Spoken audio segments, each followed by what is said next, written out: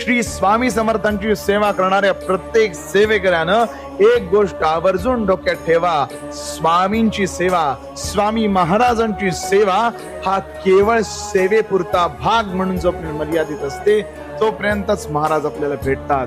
ज्या दिवशी त्या सेवेला ईर्षेचा मद लागतो, ज्या दिवशी तुमची सेवा ईर्षेमध्ये परावर्तित व्हायला लागते, त्यावेळेला तुमची सेवा राहत नाही. लक्षात घ्या, तुमची भक्ती, तुमची निष्ठा, तुमची सेवा तोपर्यंत जागृत अवस्थेत असते जोपर्यंत तुम्ही साधक बनता. साधकाचा जेव्हा स्वामी व्हायला लागतो, सेवा करता करता साधकाचा जेव्हा स्वामी व्हायला लागतो, तेव्हा स्वामी महाराज आपल्यापासून दूर जातात. लक्षात घ्या. म्हणून आवर्जून एक गोष्ट लक्षात ठेवा, आयुष्यभर स्वामींचा साधक, आयुष्यभर स्वामींचा दास म्हणून राहावा.